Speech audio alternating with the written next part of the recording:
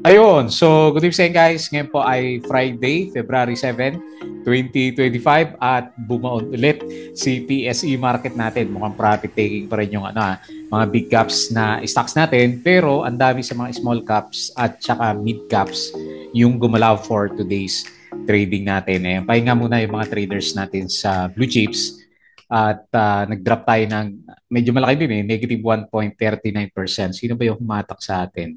So BDO, ICT, more than 3%, Jollibee minus 2.8%. Ayan. So marami sa kanila naglaglagan. And then, yung mga winners natin for today's trading natin, ayun pa rin si AP, umakyat siya ng 4%, tapos si BPM umakyat ng 3%. Okay, so mix yung galaw ng mga blue chips. Pero siguro, most likely pala, mas marami yung blue chips na nag-drop for today's trading natin kasi nag-close tayo ng 6,154.99. So medyo malaki din yan, negative 1.39%. Pero hindi na tayo kasing kaba nung last time na nandito tayo sa 5,800 ba, yung pinakamababa natin. Last time, kasi meron ulit tayong net foreign buy. Ayan, so 4 days na o 3 days yung bilang ko na puro net foreign buy yung ating mga foreigners. So ibig sabihin, meron tayong support. Hopefully hindi na nga tayo umabot sa 6,000 level ulit by next week's trading. Wala na tayong ibang inantay na negative news no, wala na. So hindi pa natuloy yung usapan doon sa 200 pesos wage hike. Tapos ang mga napapakinggan ko lang is impeachment, di ba? Sa BP natin, yun yung mga pinag-usapan sa market natin. The rest, wala na masyadong negative news sa market natin. So sa US din naman kagabi, parang sideways lang yung galawan ng ibang indices nila. Okay, so maraming nag-bounce dito sa mga small caps na stocks nga po natin. So pag-usapan natin 'yan. At nung una sa listahan natin, hindi natin pinansin kahapon si dito. Kasi nga naman hindi rin naman siya masyadong umakyat kahapon. Pero ngayon, bawing-bawi naman yung traders natin sa kanya. So nag-up siya ng 7.1%. Malakas yung galaw ngayon ni dito natin. Bakit kaya? Ano kayo meron dito? Um, Meron siyang 823K net foreign sell. Ayan. So wala naman siyang tagatulak. So mga locals malamang yung nagpagalaw kay dito natin. So pero para yung based doon sa price action ni dito parang meron siyang W bottom. Ayan. So yun yung silipin natin. Yun yung pinag-usapan kanina eh. Next, SCP, nag-up siya ng, ayan, tuloy na yung bounce yata na ito. Mapula-pula pa to kanina eh. So nag-up siya ng 2.49% pala sa closing. And meron siyang 6.43 million net foreign buy. So start na kaya ito ng reversal ni SCP natin. Ayan. So tandaan natin, ito yung pinakaunang stocks na merong investment si NGCP yung isa, ba? Pero yung shares ni SCP yung binili ni Maharlika investment natin. Ayan. So mali mo, tingnan natin by next week. Tapos yung alaga natin, ayan, si Plus, parang tori talaga to. So 32 pesos kahapon ba o ngayon?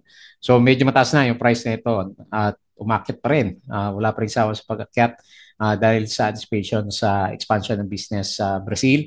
So 3.13% up siya ngayon. And meron siya, ayun, malakas siya, 34.99 million net foreign buy. Tapos Manila Water, pinag-uusapan na siya kasi bumigwas na yung pangalang araw na breakout yung candle natin. So matakin mo, malaki yung cap nito pero market siya ngayon ng 6.2%.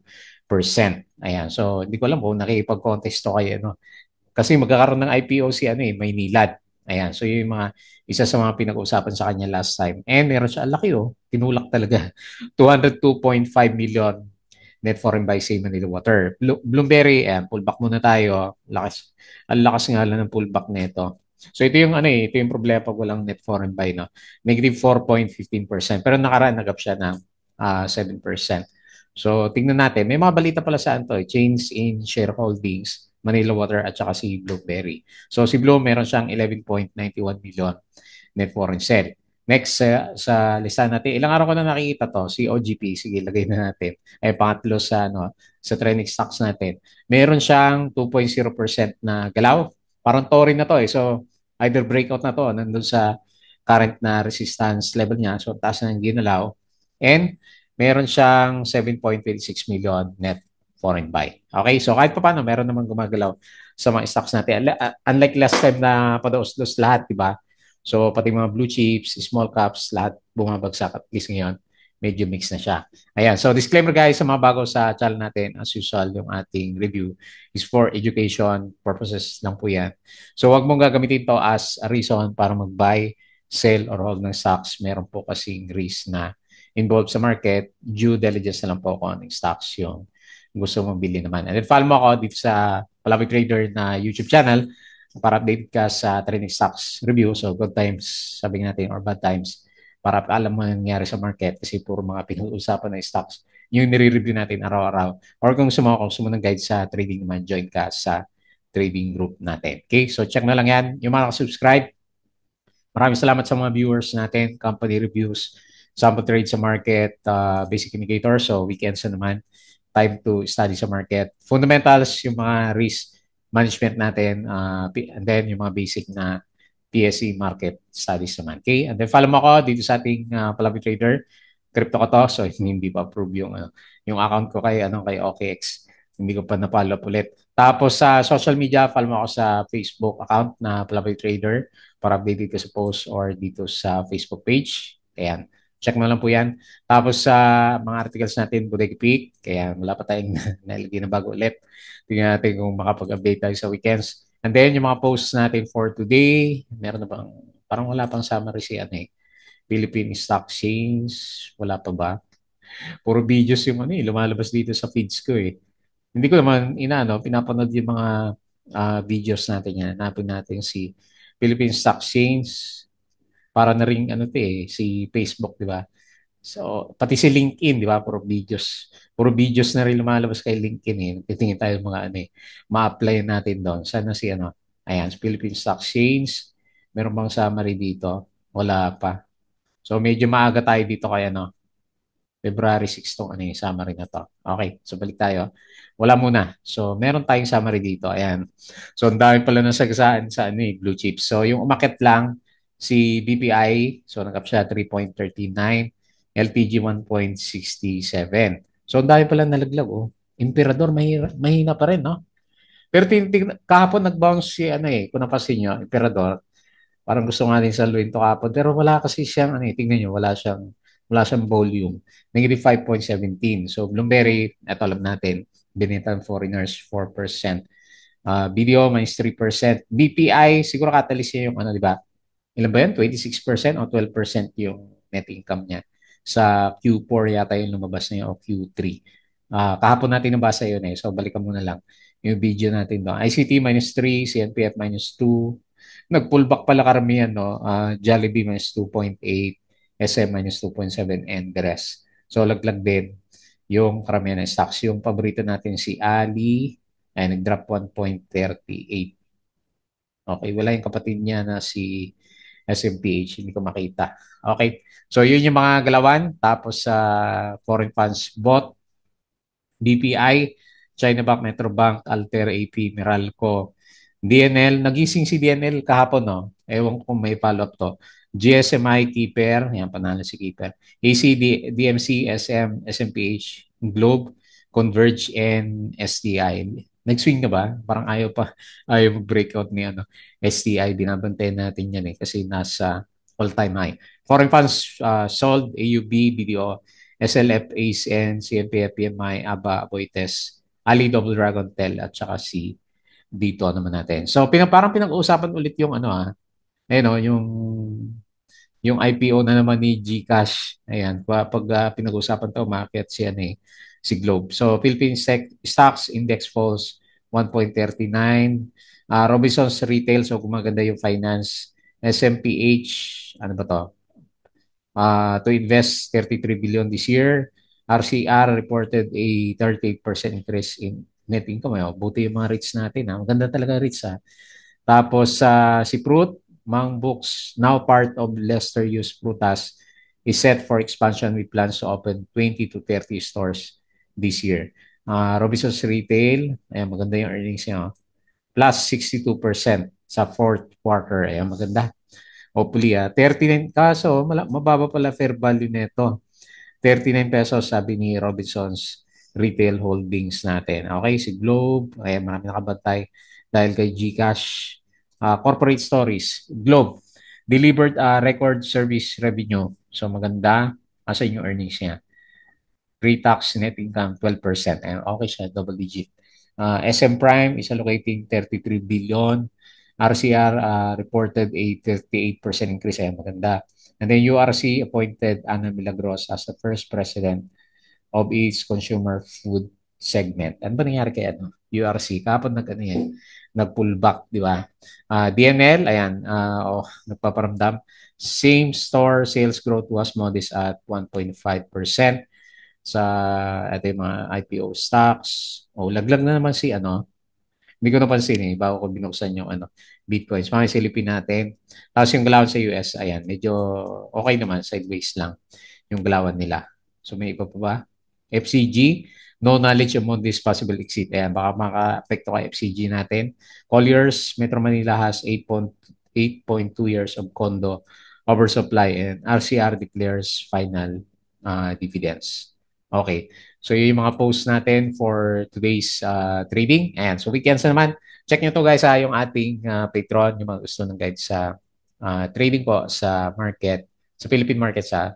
So sali ka lang po dito sa ating pinaka-Patreon channel naman. Okay? So double check mo na lang.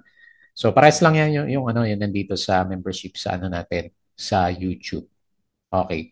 So tingin tayo dito sa galawan ng market. Okay, untog talaga yung ano MA20 natin. Hopefully hindi siya double bottom.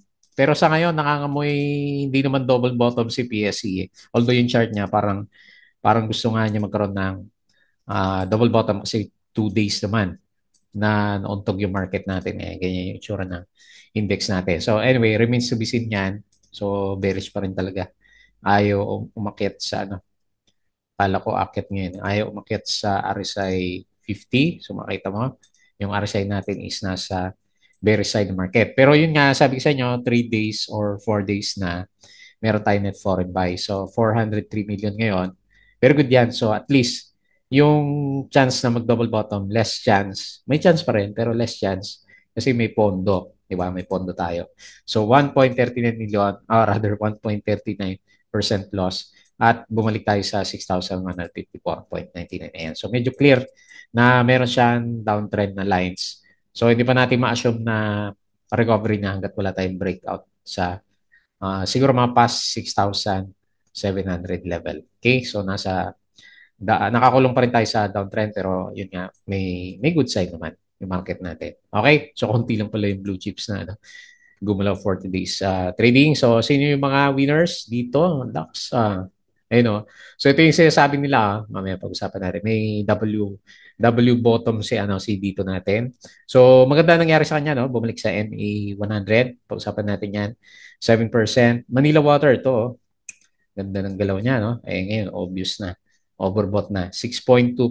Pag-usapan din natin yan. Lotto. Ba si Lotto, hataw din, no? Laki din ng ano niya, no? Saglit. Na curious ako sa galaw niya, oh. Nag-drop siya ng 50%. Ayan, so grabe, no? Lakas, BSC, lumalaban ng 4.92%. AP ito, panalo din, no? Kailangan overbought na. So 4.09%, ATN, ba, nagkaroon ng volume. 3.7% up, Boise Baita, no? 3.17 plus, malaga natin. Ayan, obvious na rin.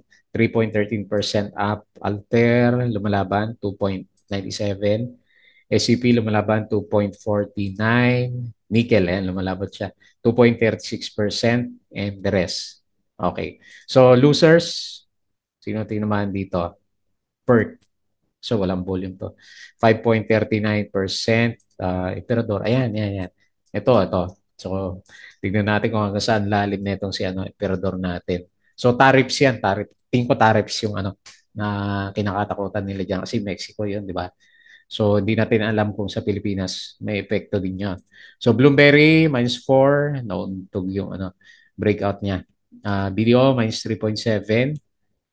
So, si Medic, walang volume na 88K lang yung ICT -3%. Sino pa? CNPF, Jollibee, and so laglagan. Yung mga big caps natin, FCG. Ayun oh. So nanganganib yata yung FCG natin dahil doon sa balita na yon. Negative 2.41%. Okay. Okay. So yun yung mga news natin, movers sa market, downtrend pa rin yung ano, itsura natin. Okay, so galawan sa global markets, medyo okay na si ano. Okay, so kanina mapula to eh. So parang magbeberde naman si ano si US market. S&P negative 0.03, Dow futures positive 0.08, Nasdaq futures negative 0.08%. Okay. So anyway, okay yan. Global US markets. Europe pullback from the last 2 days naman na review natin malakas. And then Asian markets. Okay, marami nagberde, no? Meron pa rin ano eh. Indonesia, nagda-drop pa rin siya. Okay, mix. Mix yung galaw natin. And then dito sa crypto, oh, bumabawi na. Pero nag-drop na for today after 24 hours. So, nag-drop pa rin sa ano, crypto. Mukhang nagpipik na. So, 97K si Bitcoin, 2.7K si Ethereum, XRP 2.3 and DNB is baba na, no? 700 to dati. 585. Okay. Marami nalaglag dito. San si ano, Shiba, minus 4%. Si Dodge, minus 3%. Okay, mahina. Yung ating meme coins. So balik tayo dito, then pag-usapan natin yung ating mga trending stocks. Okay, so nahin natin sa listahan natin si dito. Okay, so ito yung sasabi nila. Meron siyang ano kasi parang double bottom dito, di ba? Tapos parang itsurang W. So pwede rin naman, di ba? So, hindi natin inaalis na pwede rin naman nag-W bottom si ano, ayan. Kung hindi nyo nakita yung sinasabi ko niya, ayan, kulay W, ayan. So, tingnan natin kung yan na nga ba yung ano, W reversal ni dito natin, di ba? Nagkaroon siya ng pattern. So, nagkaroon ulit tayo ng support. Okay, ibaba ko na lang yung support. Dito sa 1.58. So, good sign sa mga dito natics natin kasi nakabalik siya dito sa above ng MA 100. Although mas mababa yung current position niya dito sa mga previous MA 100 natin sa kanya, is a good sign kasi meron pa rin siyang reversal na ginawa. So lumalaban siya. So tignan lang natin kung hindi siya magsa-sideways. Pero syempre, dahil medyo lumalaban siya, taas natin ng konti yung target natin dito sa 2.26. Kasi nagkaroon siya ng, ano, ng parang box dito, di ba? So ito yung isang support, breakout, support, di ba? So tapos ito resistance area natin. So anyway, bumalik. At least hindi na downtrend. Kumbaga, nagtatry na mag-sideways na lang yung galawan po nitong si dito natin. So, good luck doon sa mga holders natin sa dito natin. Tagal ng balita eh. Wala tayong makita na bawang balita sa kanya. So, nag-up siya, pumitik siya. Hindi ba 5 minute lang to? Hindi. O gumalaw talaga siya. May galaw yung ano, yung price action niya. So 7% lakas din. Eh meron siyang 822k net foreign sell. Okay? So no news para kay dito natin. Next, SCP. So iniisip ko na lang nagsettle na yung ano, yung maharlika natin, yung sell on news niya. So laki din ang drop niya, no? 20% ngayon kasi nagkaroon siya ng parang higher low na rin yun eh, di ba? Higher low na rin yung ginawa niya. So bumabalik siya dito sa trend natin sa bandang taas, immediate resistance is dito sa 12.2 peso level natin. So good sign para kay SCP kahit papaano kasi meron siya mga pattern na sinundan nung nagkaroon siya ng bounce. Ayan. Above RSI 50. Tignan natin kung mabuhay si SCP bilang isang maharlika investment trust o bumili ng share si ano, Maharlika para dito kay SCP natin. Okay? So, tignan natin yan. So, nag-up siya na 2.49% and kahit pa paano, meron siyang 6.43 million net foreign buy. Okay? Malayo pa yung lalakbayin, pero it's a good sign para kay SCP. So, nabuhay yan. Kahit pa paano. Next, plus. Okay, hanggang saan kaya itong alaga natin? So, hindi ko muna lalagyan ng resistance siguro, no? Kasi puro break eh. Pwede nating i-extend, no? So, dati kasi dito ako sumusukat eh. Nag-breakout. Sige. Adjust na natin ng adjust kasi umakyat yung ano eh, pinaka-price action natin sa kanya. So, next target, 34 pesos. Tignan natin. Hopefully, hindi siya magkaroon ng malakas na buhos. May ugali kasi siya eh, na malakas man buhos eh. So, tignan natin kung pagdating ng news ng Brazil, mambuhos na naman tong si Plus natin. Yun na lang yung opportunity ng mga gustong humabol sa kanya. Kasi yung taas na eh. Ayun overbought na si Plus natin. So, parang parabolic na yung galawan natin sa kanya. So, bullish yung RSI and ganun din, parabolic yung itsura ng MACD formation natin. So, kung medyo nalilito ka, sundan mo na lang yung base niya. Yan, pwedeng ganyan ascending triangle formation C+. So, maganda. Second day, bumalik yung foreigners. 30, tinulak siya, 34.99 million and nagap tayo ng 3.13%. 1% lang to kanina nung sinisilip-silip ko siya. Next, Manila Water. So, maraming nga naghahanap sa catalyst nito. Breakout na breakout si Tignan mo nga naman yung babagal-bagal na stocks dati. Parang ganyan yung itsura ni Converge. Saglit. namatay si ano. Namatay si Converge natin. Okay. So, nag-breakout. All-time high ba? O meron pa naman resistance. So, panalo si Rason, no? Kasi siya may-ari nito eh. Okay. So, 33 pesos. Okay, 33 pesos. Next na target. Kailangan watch out. Watch out doon sa mga overbought na stocks. So, 6.2% tutulak rin kaya to sa Monday. Tinulak siya, laki. 202.25 million net foreign buy. So, parang may nabasa ako dito na change in shareholdings. Silipin natin ng konti saglit lang. Para malaman natin yung mga balita. TP hit na pala yung isang may-ari sa kanya. 2 days ago pala to. Saglit. Ilang araw na siyang merong isa, dalawa, puro change in shareholdings Nangangamoy yata itong si Manila Water na may breakout na. Buksan natin to. Ano ba to? Yun, acquisition. Malit lang naman. 1,000 shares lang. So, hindi ganun kalaki yung epekto. But anyway, good sign para sa mga holders. Panalo si no? Okay, maganda yung mga earnings pala niya, Hindi natin napapansin, So, puro good pala yung earnings niya ng 2024. So, ayan, no doubt. Kaya maganda yung dalawa pala nitong si Manila Water natin. Hindi natin masyadong napapansin kasi ang tagal. Matagal din yung conso niya, After mag-double tap dito, October pa, So, at least lang sa kanya, hindi kagaya ni na AGI na nag-drop ng 20%, di ba? Ito, big caps din to kasi mga 80 billion yung niya, market cap natin.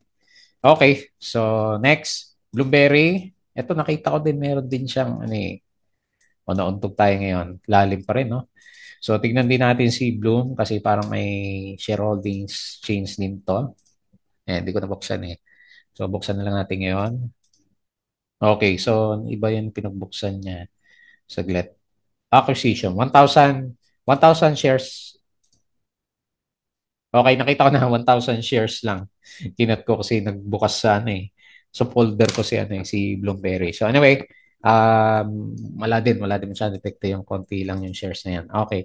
So temporary bottom pa rin tayo para hindi pa tapos yung bagyo ni Bloomberry natin. Kasi bumalik siya sa ilalim ng MA20. Anyway, MA20 pinaka-resistance. So tingnan natin kung aabot siya dito saglit para makita natin. Ayan. So, yan pinaka-next na resistance. Ayan. Tingnan natin kung test support lang si Kailan nauntog yung nyo. Sakto sa RSI 50 nauntog yung RSI level natin sa kanya. So, hindi pa nakakawala sa danger sign pala to si Bloomberry natin. Wala kasing foreigner 11.91 million at foreign sell and drop tayo ng 4.15%. Okay. Next, OGP mangyari dito. Ayan, nag-breakout na pala. Pinag-uusapan lang natin to nung nakaraan. Ayan, breakout na. So, congrats sa holders natin. Sumasabay daw to sa price ng gold. Kailang overbought na. Ayan. Watch out na rin doon sa mga late buyers natin. Tas na. Overbought na. Siyempre, may mga stocks na umakit pa rin kahit na sobrang overbought yung stocks natin. Pero, siyempre, by experience, diba, alam natin, pag overbought. Ayan, so tingnan na lang natin kung magpatuloy pa. Ang maganda sa kanya, di ba? Overbought, pero breakout, tapos all-time high. All-time high ba? O may konti dito? May sabihin natin all-time high. Kasi yung candle natin solid. So nag-up siya ng 2% and ayun, meron pa siyang 7.26 million na net foreign buy sa market natin. Okay, so good sign yan. Pwedeng breakout, retest, and then saka ulit mauntog si OGP natin. Okay, so yun na lang muna. So at least may mga pampalubag-loob tayo. Meron tayong mga stocks na kahit pa paano gumalaw pero yung mga blue chips natin laglag pa rin during this time. Pero good sign yun nakita natin na at least hindi na kasing kagaya dati no nag-drop tayo dito sa 5.8, di ba?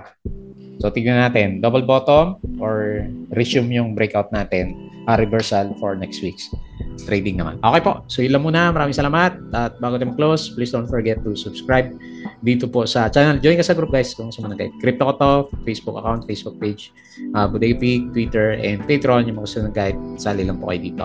Okay, yun lang. Maraming salamat. Enjoy the weekends po.